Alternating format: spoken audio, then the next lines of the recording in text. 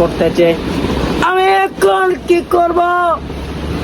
আমি এখন একটু কামালের দোকানে যাব, একটা অ্যাম্পল নিব, ওয়েল নেক্সট ওটা টেনে টেনে একটা কাতে চা নিব, ওই হাতে বাম হাতে চা নিব, ডান হাতে সিগারেট নিব। আমার বন্ধু সিগারেট খেতে খেতে খেতে রাত যখন 11:30 বাজে চলে যাচ্ছে, তখন ওনাকে মহাজন ডাকবে, আশফাক তুমি এদিকে আসো, আশফাক তুমি এদিকে আসো, তোমার সাথে হিসাব হবে, তুমি একটু এদিকে চেয়ারে বসো। আশফাক বসবে, বয়ে বয়ে পড়বে, ইয়া নফসি ইয়া নফসি। আমার বন্ধু অনেক হিসাব টিসাব করার পরে দাবি করবে যে আমাকে অন্তত 5,000 টাকা দেওয়া হোক 4 রাত উপলক্ষে।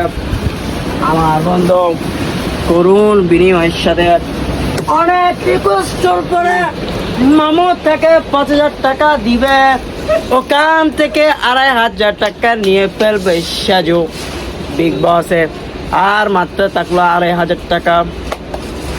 আবার এসে ফহাদ মামু বলবে, আশফাক বাগিরা তুমি এদিকে আসো, তোমার একটা হিসাব আছে।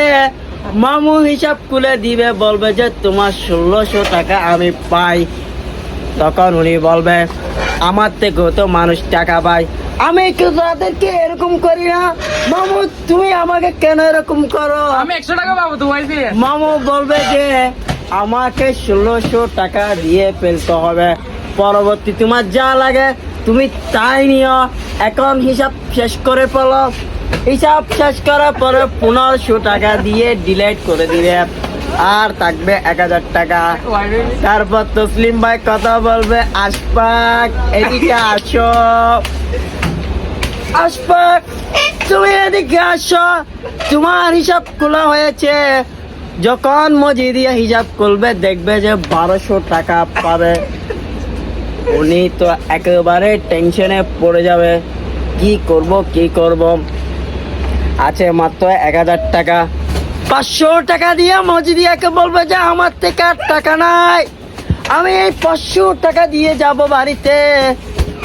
500 টাকা দিয়ে আর মাত্র তখন 500 টাকা থাকবে, তখন টেনশন করবে আমি বাড়িতে কি নিয়ে যাব, আমি কি 500 টাকা দিয়ে বাড়িতে যাব? গাড়ি ভাড়াই তো চলে আসবে 350 টাকা। আমরা এখন কোথায় ছিলাম মোহতারামরা? 500 টাকায়। আমার বন্ধু বলবে যে 500 টাকা দিয়ে তো আমার 300 টাকা গাড়ি ভাড়া চলে যাবে। 110 টাকা দিয়ে এক প্যাকেট রয়্যাল নেস কিনবে, দুইটা একসাথে নিবে, কামাল সদরের দোকানে গিয়ে